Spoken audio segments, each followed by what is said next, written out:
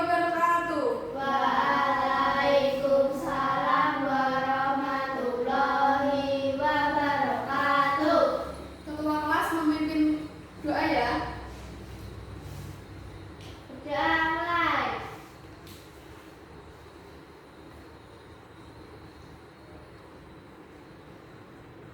Selesai. Hari ini ada yang tidak masuk? Nihil, Bu. Baik. Sebelum memulai pelajaran pada hari ini, kemarin kita sudah membahas ilmu ekonomi. Ada yang perlu ditanyakan kembali? Tidak, Bu. Sudah jelas. Oke. Indeks harga. Indeks harga adalah perbandingan perubahan harga dari tahun tertentu ke tahun dasar, berguna untuk mengetahui ukuran perubahan variabel ekonomi sebagai alat ukur perekonomian di suatu negara yang dinyatakan dalam ukuran presentase. Yang kedua yaitu membahas tentang peranan indeks harga.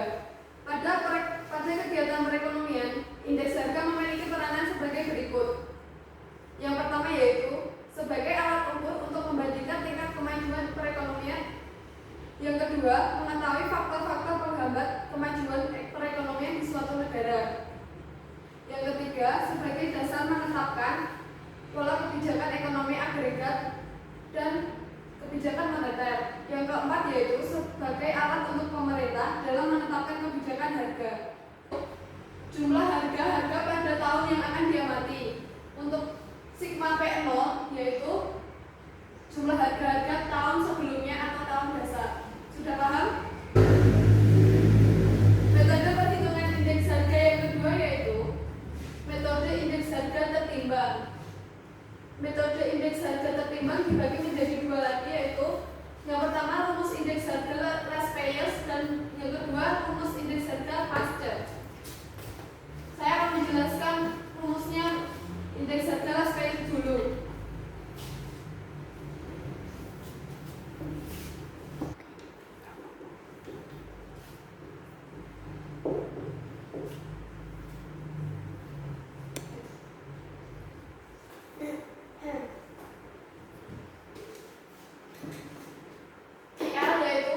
Indeks harga last payers. Sigma PN yaitu jumlah dari tahun yang akan dicari dan Q0 yaitu kuantitas. Kuantitas pada tahun dasar. Yang ini P0 yang ini Q0 kuantitas pada tahun dikalikan 100%. Metode indeks harga tertimbang yang kedua yaitu rumus indeks harga pasca. Rumusnya IP atau indeks harga pasca yaitu sigma PN dikalikan QN dibagi sigma P0 dikalikan QN dikalikan 100%. Ada yang tahu sigma PN tadi apa? Harga yang akan dicari. Kalau sigma P0 Harga pada tahun dasar.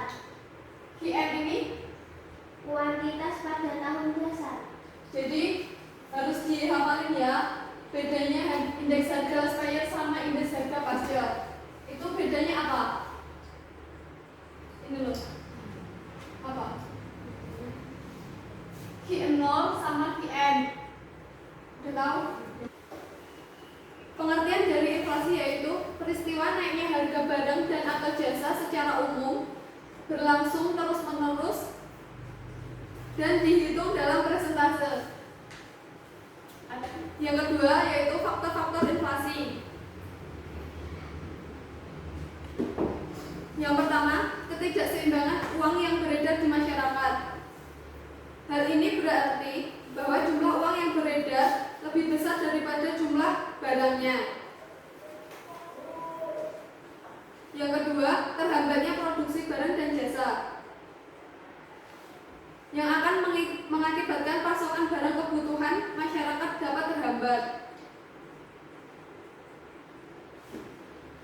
Yang ketiga yaitu peningkatan permintaan dalam perekonomian. Jika permintaan terus bertambah dan produsen tidak mampu memenuhinya, tingkat harga barang akan naik. Hal ini disebabkan oleh jumlah penduduk yang terus bertambah dan perubahan selera masyarakat serta adanya perayaan hari raya natal. Faktor terjadinya inflasi yang terakhir yaitu kenaikan harga BBM dan tarif listrik. Kebijakan menaikkan kedua komoditas tersebut biasanya diikuti dengan naiknya harga pokok, harga kebutuhan pokok.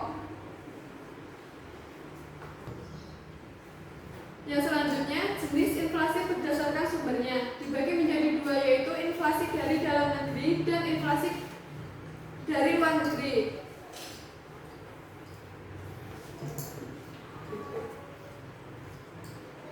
Inflasi dari dalam negeri yaitu inflasi yang timbul sebagai akibat defisit anggaran belanja atau APBN yang dibiayai dengan cara mencetak uang baru dan kegagalan pasar yang menyebabkan harga-harga bahan makanan menjadi mahal.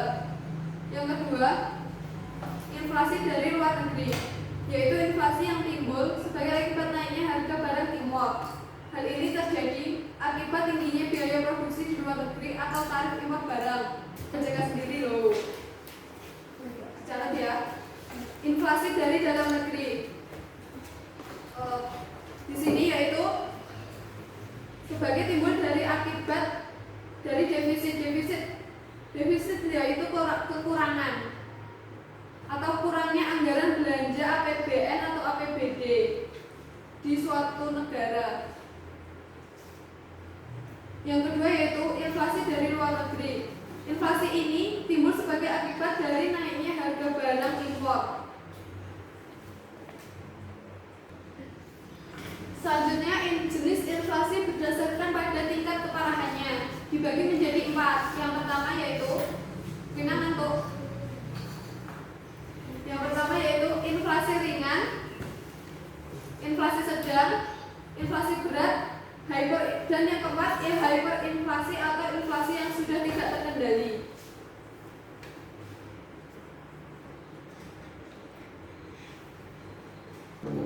Jenis inflasi ini yaitu jenis inflasi yang masih bisa dikendalikan. Di sini jangan becek ya. Di sini laju inflasi ringan disebut laju inflasi ringan karena laju inflasi ini masih di bawah 10% dalam 1 tahunnya. Jenis inflasi ini masih bisa dikendalikan. Untuk laju inflasi sedang, tingkatannya antara 10-30% per tahun. Inflasi ini sudah menimbulkan dampak bagi masyarakat yang memiliki tingkat penghasilan tetap. Yang ketiga yaitu inflasi berat. Inflasi berat untuk tingkat keparahannya antara lain 30-100%. Inflasi ini sudah dapat mengancam tingkat perekonomian. Inflasi berat dapat mengakibatkan masyarakat enggan untuk menabung karena nilai tabungan akan lebih rendah daripada laju inflasinya. Yang keempat, inflasi tak terkendali atau hyperinflasi. Inflasi ini menggambarkan laju di atas 100% pada per tahunnya, yang dapat menimbulkan kehancuran ekonomi. Masyarakat tidak akan lagi percaya terhadap uang. Pada hyperinflasi ini, masyarakat lebih memilih dengan menggunakan sistem barter daripada menggunakan uangnya dalam proses memenuhi kebutuhan hidupnya. Ada yang sudah tahu barter? Dan Apa itu? tukar-tukar barang. Ya. Yang selanjutnya, dampak terjadinya inflasi dibagi menjadi 5. Yang pertama, bagi pemilik penghasilan tetap dan tidak tetap. Yang kedua, bagi produsen. Yang ketiga, bagi debitur dan kreditur. Yang keempat, bagi produsen. Dan yang kelima, bagi perekonomian nasional.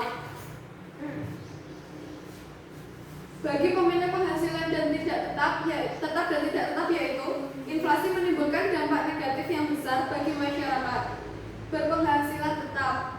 Hal ini karena terjadinya kenaikan harga atau inflasi, masyarakat berpenghasilan tetap sulit untuk memenuhi kebutuhan hidupnya. Sebaliknya, untuk berpenghasilan tidak tetap yaitu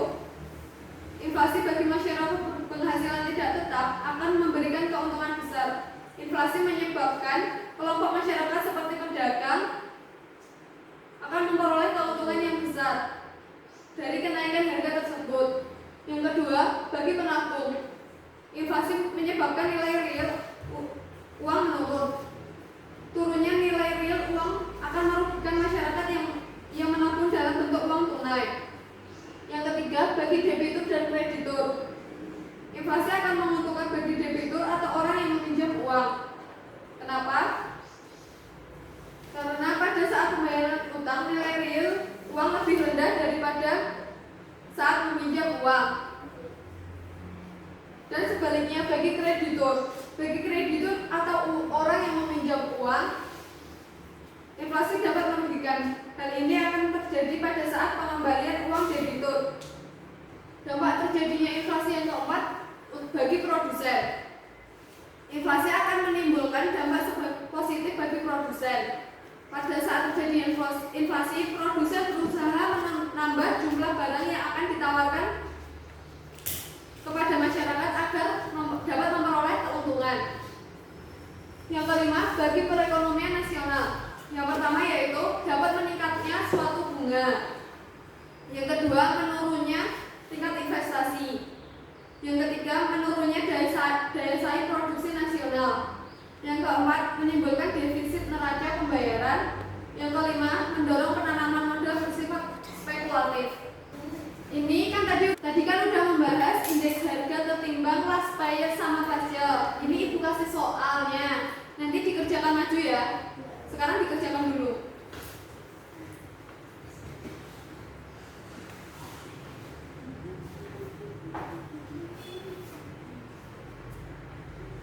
Dihapus dulu nggak apa-apa.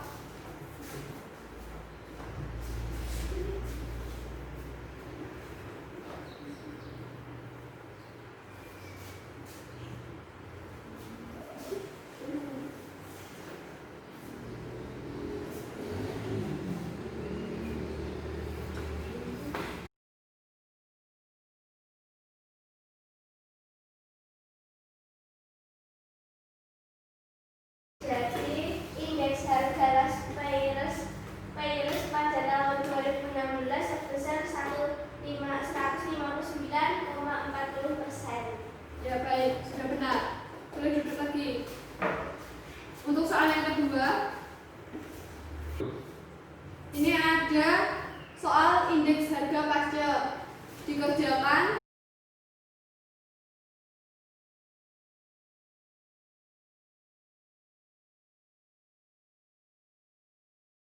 Indeks harga pada tahun 2016 sebesar 156%. Ya, seperti